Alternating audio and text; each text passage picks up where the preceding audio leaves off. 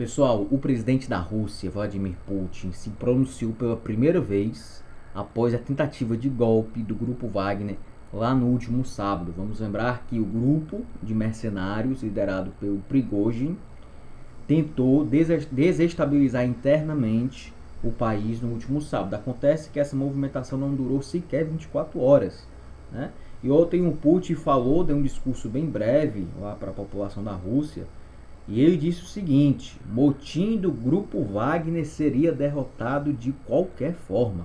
Essa foi aí a declaração do Putin, a declaração mais forte que ele deu desde o início dessa movimentação aí, eu diria até ousada mesmo, do grupo Wagner. Porque assim, gente, por mais que o grupo Wagner tenha aí um contingente de 25 mil homens, né, é uma milícia de 25 mil homens, o exército russo é muito maior. Então, se eles abrissem realmente um fronte contra o governo, só bastava o Putin mandar o exército, né, que ele tem à disposição para ir contra esses caras. Então, desde o início, eu vi essa movimentação do grupo Wagner como uma tentativa de desestabilização interna mesmo, né? E parece que, no final das contas, o que motivou o Prigozhin a fazer essa movimentação foi grana, foi dinheiro, né? Vamos lembrar que o governo russo, o Putin, contrata, por meio do governo russo, esse grupo de mercenários para lutar lá na Ucrânia, o que na minha visão é um erro. Maquiavel já ensinava que o príncipe ou governante não pode se assegurar em mercenários, né? Porque isso pode causar uma instabilidade interna, e no momento que a Rússia passa, né, a Rússia que está aí tendo essa guerra contra a Ucrânia, uma desestabilização interna atrapalha os planos da Rússia lá no fronte na Ucrânia. E aqui eu não estou nem entrando no mérito, gente, para dizer que se a guerra é certa ou é errada, que as motivações do Putin não fazem sentido e tudo mais. Eu estou aqui para dizer o seguinte: a desestabilização interna num país que está em guerra é um ponto negativo, certo? É um ponto que não pode ser de nenhuma forma levado a cabo, né? E o Putin, gente, ele continua em discurso dele. Eu estou aqui me baseando na matéria do G1, tá? O Putin, ainda sobre o grupo Wagner, ele disse o seguinte: eles queriam que os russos lutassem uns contra os outros. Eles sonharam em se vingar pelos próprios fracassos no fronte, durante a chamada contra-ofensiva, mas eles calcularam mal.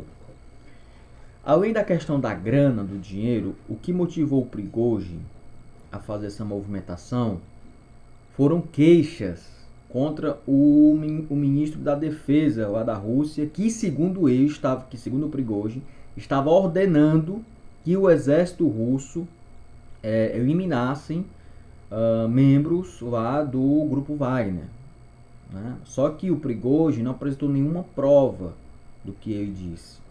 Durante o sábado, gente, circulou muitos vídeos, principalmente no Telegram, né, que é a principal rede social lá da Rússia, de supostas de que o grupo Wagner estava tomando algumas cidades, a mais ou menos 400 quilômetros de Moscou. Só que esses vídeos, gente, não tiveram a veracidade confirmada, né? Então também pode ter sido aí uma guerra de narrativas, né? E vale lembrar que o Prigozhin, em nenhum momento, é interessante, ele citou diretamente o Vladimir Putin nas suas afirmações. Ele sempre citava o ministro da Defesa. Então é muito claro que o Prigozhin queria a derrubada do ministro da Defesa. E consequentemente, talvez, muito provavelmente, também queria que o governo russo pagasse o valor mais alto pelos serviços prestados pelo grupo Wagner lá na Ucrânia. Gente, na minha visão, o governo russo erra em se confiar em mercenários. Maquiavel já ensinava pra gente que o príncipe não pode se assegurar em mercenários, porque os mercenários, ao longo do tempo, eles podem se tornar aí agentes de desestabilização. E foi isso que aconteceu. A sorte do Putin, digamos assim, é que o poder militar da Rússia é muito grande, que o grupo Wagner não tinha sequer condições de manter aí, pelo menos, 3 dias de batalha contra o exército russo. Então essa foi a sorte do Putin, digamos assim. E ele continua dizendo o seguinte: Nenhuma chantagem vai ter resultados. Toda a sociedade russa, todos estávamos unidos pela responsabilidade pelo destino da nossa terra-mãe. Desde o começo, houve esforços para neutralizar a ameaça do motim armado. Gente, a minha análise é a seguinte. Depois dessa tentativa de golpe, a figura do Putin vai se fortalecer internamente dentro do país. Pode até ser que no Ocidente continue do jeito que está, né? Mas dentro da Rússia, eu acredito que a figura dele vai se fortificar e vai se tornar mais popular, porque ele pode passar a mensagem, o governo russo pode passar a mensagem de que venceu o inimigo interno. Tanto é que o grupo Wagner vai ser, digamos, integrado, vai ser regularizado nas forças russas, porque o governo da Rússia, o Kremlin, contratava o grupo Wagner por fora. Tanto é que pagava, os pagamentos inclusive eram feitos em dinheiro vivo. Tanto é que no próprio sábado foi apreendido um caminhão cheio de dinheiro, que seria para o grupo Wagner. O que na minha visão é um erro gravíssimo, certo? Se você tem as forças armadas à disposição, se você tem um poder militar muito grande, como é o caso da Rússia, você tem que aproveitar. Você tem que saber usar, melhor dizendo. Investir melhor, logicamente. Você tem que qualificar mais os seus soldados. Você tem que pagar melhor os soldados, para que eles também possam se sentir satisfeitos em estar servindo ao país oficialmente. Porque o grupo Wagner não serve à Rússia oficialmente. É um grupo de mercenários. Eles recebem por fora. E outra coisa, gente. Grupo de mercenário é movido a dinheiro. Então, quem sabe toda essa movimentação que o Prigozhin fez pode ter sido também, ele pode ter sido até pago para isso. Existe essa possibilidade, gente. Não vamos ser inocentes, né? Ele pode ter sido pago também por agentes internacionais para tentar desestabilizar lá o governo russo, tá? E na sequência, gente, o Putin ele faz alguns apontamentos que são interessantes, né? Ele afirmou ainda que a maior parte dos combatentes do grupo Wagner é de patriotas e que agora os paramilitares têm 3 opções.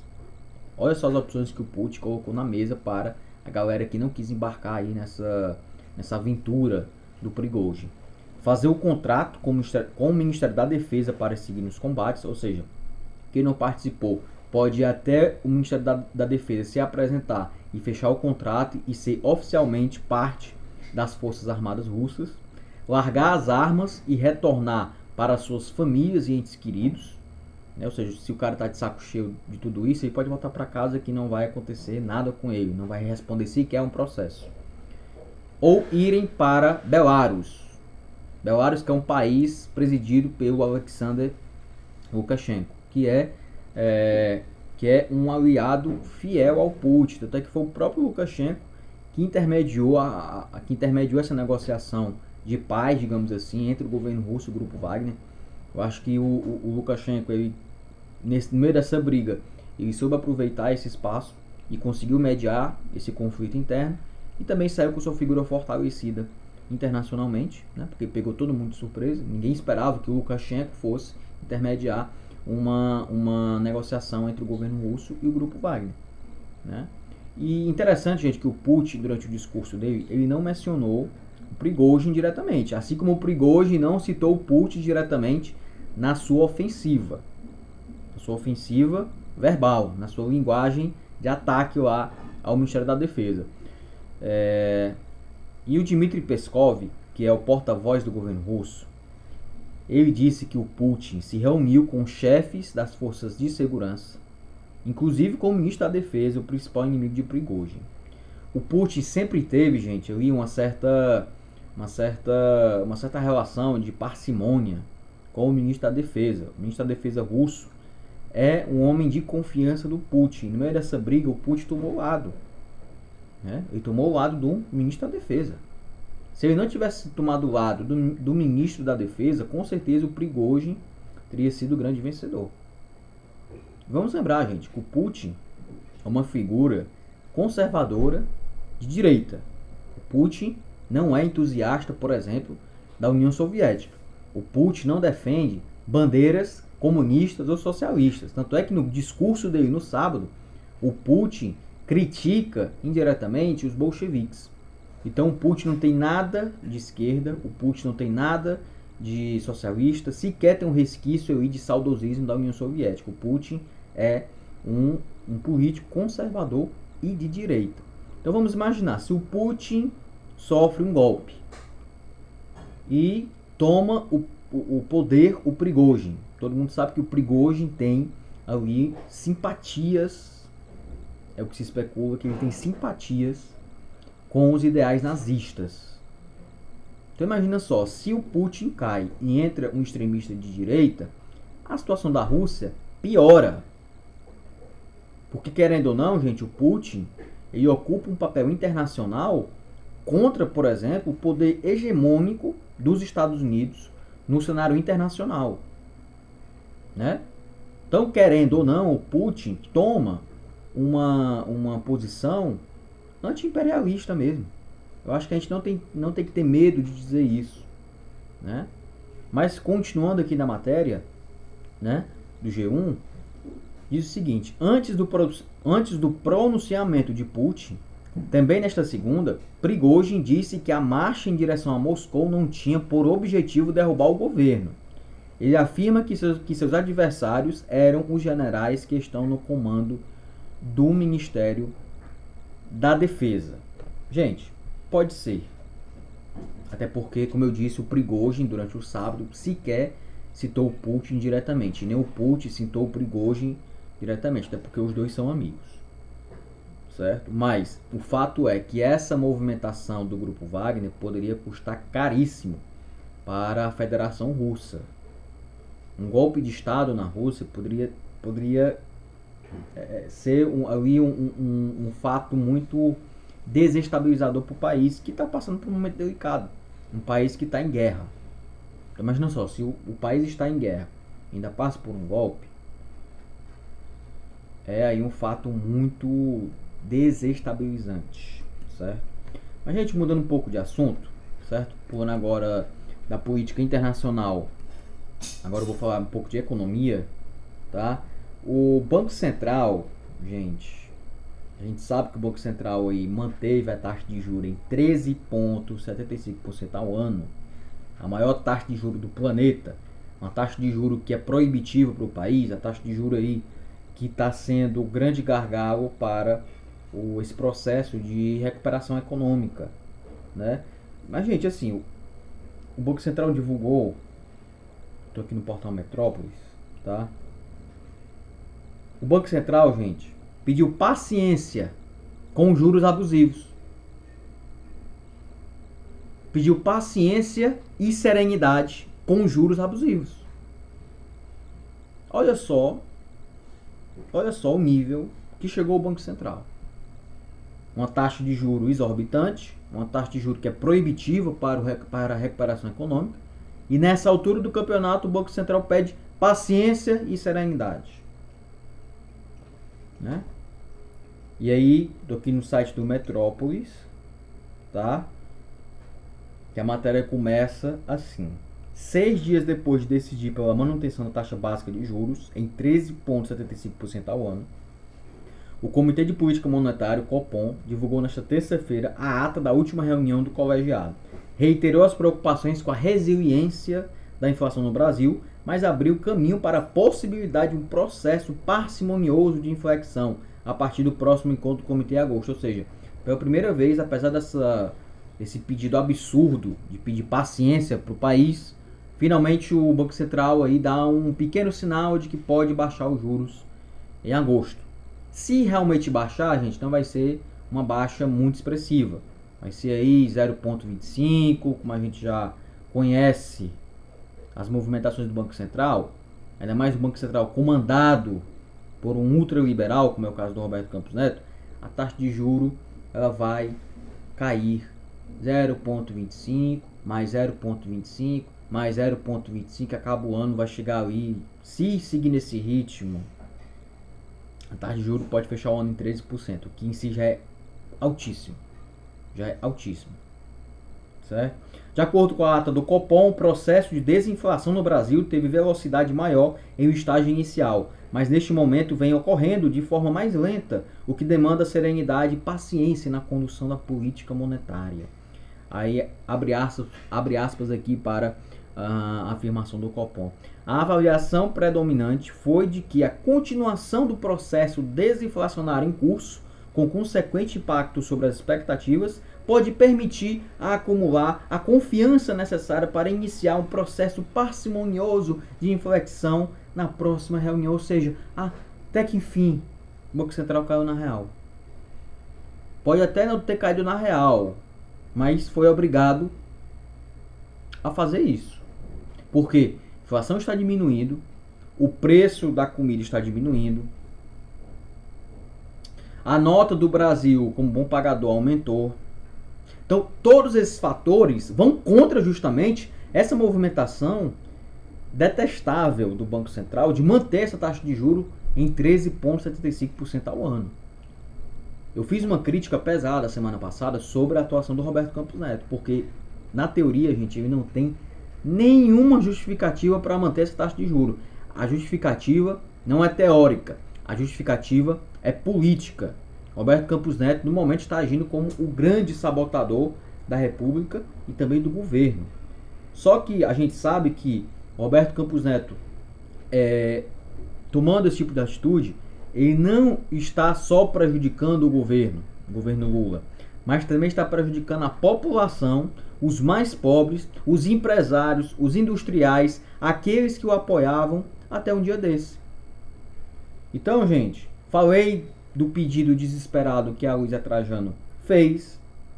Josué Gomes, que é o atual presidente da Fiesp, também pediu que o Roberto Campos baixe esses juros, ou seja, ninguém está aguentando essa briga política que o Roberto Campos Neto está querendo continuar. Porque o governo está na dele, gente. O Haddad, inclusive, não fez nenhum... O Haddad em nenhum momento pediu a cabeça do Roberto Campos Neto. O que, na minha visão, o Haddad está sendo diplomático demais. Certo? Eu acho que já é para ter, por parte dele, uma movimentação mais enérgica. Falas mais enérgicas, como o presidente Lula está fazendo. Mas, enfim. E aí a matéria do Metrópolis, gente, ela destaca um outro trecho da ata do Copom, que diz o seguinte: outro grupo mostrou-se mais cauteloso, enfatizando que a dinâmica desinflacionária ainda reflete o recuo de componentes mais voláteis e que a incerteza sobre o hiato do produto gera dúvidas sobre o impacto do aperto monetário até então implementado. Para esse grupo é necessário observar maior reancoragem nas expectativas longas e acumular mais evidências de desinflação nos componentes mais sensíveis do ciclo. Quer dizer que o Banco Central quer mais provas de que é necessário baixar os juros? É isso mesmo? Vocês querem mais provas? A inflação caindo não basta? O salário mínimo aumentou, não basta? O poder de compra da população está aumentando, não basta? Vocês querem mais provas de que vocês estão errados? Não é possível uma coisa dessa. É realmente uma arrogância sem fim. Ao mesmo tempo que sinaliza que vai baixar, ao mesmo tempo continua justificando que a taxa de juros está exorbitante desse jeito, porque eles não estão convencidos de que a economia está começando a se recuperar. É muita ousadia por parte do Conselho Monetário e do Banco Central. Né? E continua. Os membros do comitê foram unânimes em concordar que os passos futuros da política monetária dependerão da evolução da dinâmica inflacionária, em especial dos componentes mais sensíveis à política monetária e à atividade econômica, das expectativas de inflação, em particular as de maior prazo, das suas projeções de inflação, do hiato do produto e do balanço de risco. Em tese, que o Banco Central está dizendo aqui é que ele quer mais provas. Não, eu quero mais provas de que eu estou errado. Tudo isso que eu falei anteriormente, inflação baixa, aumento do salário mínimo, aumento do poder de compra, né? Nada disso basta. O Brasil aumentou a sua nota em relação de bom pagador, nada disso basta. O Banco Central ainda não é suficiente para baixar esses juros, né? Então estão agindo politicamente, gente. A realidade é essa. O Roberto Campos Neto vai levar essa briga política até o limite. Enquanto ele estiver à frente do Banco Central, ele vai levar essa briga política até o limite. Ou até quando não restar nenhuma mesmo, porque na prática, na teoria, ele não tem nenhum argumento. que justifique essa taxa de juros abusiva. Então ele vai até o limite. Certo? E por fim, gente, eu vou falar aqui um pouco sobre a política regional, no caso especificamente do Ceará, tá? Que o PDT cearense está passando aí pela maior crise interna da sua história. De um lado, o grupo do senador Cid Gomes, que é formado pela maioria dos deputados estaduais, 13 dos 16 deputados estão com ele. A maioria dos deputados federais da bancada do partido na Câmara Federal também está com ele, com exceção lá do André Figueiredo, que é o presidente atual do PDT e que também acumula o cargo de dirigente do PDT cearense. O Cid, que já tem o apoio da maioria dos prefeitos do PDT no estado. Lembrando que até agora o PDT é o partido que tem mais prefeituras no estado do Ceará. Então assim, o Cid, ele já conquistou a maioria do partido. Esse é o fato. Essa é a informação confirmada de que ele já tem a maioria do partido sobre sua influência. Certo?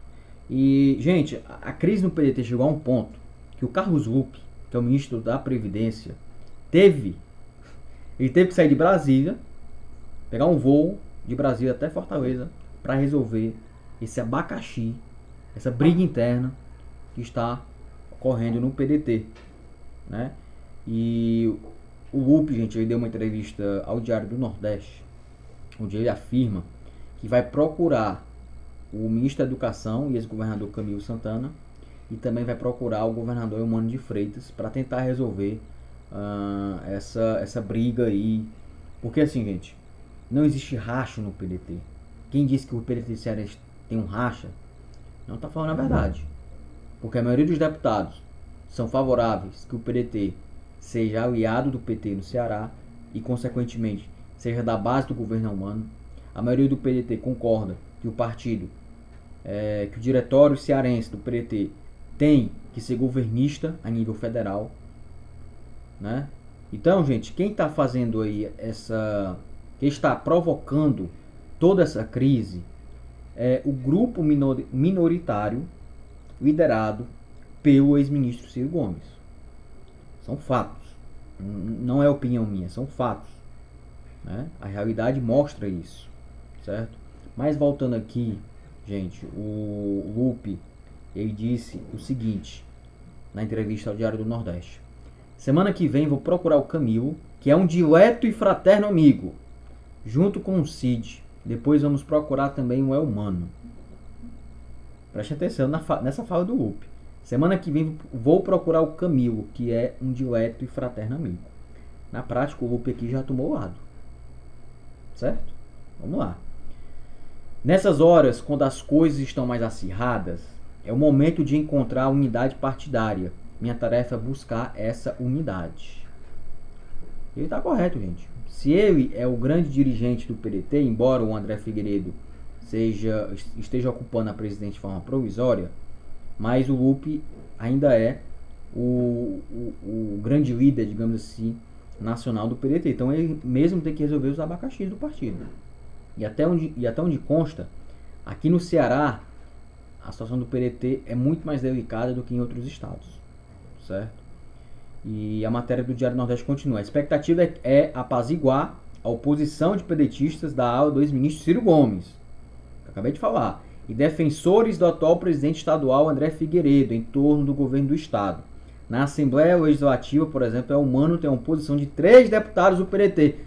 O partido tem um grupo, tem uma bancada de 16 deputados, a maior bancada da Assembleia, e só 3 deputados estaduais fazem oposição aí ao Eumano. Desses 3 deputados, só lembro de 2 nomes: Antônio Henrique e o Cláudio Pinho, certo? Eu só lembro desses 2 nomes, o outro eu não me recordo quem seja, certo? Mas esses 2 é o que fazem oposição mais ferrenha aí ao governo Eumano e também ao governo do presidente Lula. E sobre a figura do André Figueiredo, qual é a análise que eu faço? Gente, o André, ele durante muito tempo, desde quando o grupo dos Ferreira Gomes se filiou ao PDT, trouxe o grupo, o André Figueiredo tomou ali um papel meio que secundário, certo? Ele funciona mais ali como mediador do que propriamente como presidente. Ele não toma as decisões propriamente ditas, Na prática é como se fosse um mediador ali, né? Mas se o CID já tem a maioria do partido, se os deputados, a maioria dos deputados estaduais estão com o CID nessa movimentação de apaziguar o partido, então o CID, na prática, é quem está agindo como presidente do partido, não é o André Figueiredo. Claro que o André vai defender ali o canto dele como presidente, que não é necessário. Eu já disse por muitas vezes que não é necessário mudança no comando do PT no estado do Ceará. Claro que ele vai continuar aí adotando esse discurso porque ele está defendendo dele, certo? Mas o Cid, além do próprio grupo, o Cid também deu algumas declarações, gente, sobre essa situação do PDT, certo? Estou aqui na matéria do jornal O Povo. E o Cid, ele resolveu não comentar, por exemplo, as declarações pesadíssimas do seu irmão Ciro Gomes a respeito dele e do ex-ministro Camilo Santana. Lembrando que na entrevista que o Ciro deu ao Diário do Nordeste, o Cid fez fortes acusações contra o Camilo, insinuou que o Cid o traiu por não ter declarado abertamente apoio ao Roberto Cláudio, isso nas eleições do ano passado a governador, certo? E o Cid falou o seguinte sobre isso: problema familiar a gente resolve dentro de casa. Em respeito à memória do meu pai, Dr. José Euclides Ferreira Gomes, e da minha mãe, Dona Maria José, que não estão mais conosco, eu não comentarei nenhuma declaração do Ciro, nem as passadas, nem as que vierem no futuro. Essa afirmação é um pouco forte, porque o Cid também fala, ele sinaliza que o Ciro não vai parar com as suas ofensivas. Que o Ciro vai continuar adotando essa postura de ataque mesmo contra o próprio irmão e também contra o ministro Camilo Santana, que até um dia desse era alvo de diversos elogios do Ciro Gomes. O Ciro Gomes já disse muitas vezes que o Camilo era o melhor governador do Brasil, que o Camilo fazia parte da ala do PT que presta. Por muitas vezes o Ciro falou isso, e é muito fácil você encontrar isso na internet. Então agora o Ciro ele toma essa posição aí de ser essa posição ofensiva mesmo, de repente, né? Enfim. Mas é isso, gente. Por hoje é só, tá? Se você gostou do vídeo, deixa o like, se inscreve no canal. Se quiser colaborar, mande um pix, pix@ocafezinho.com. E um grande abraço e até o próximo vídeo.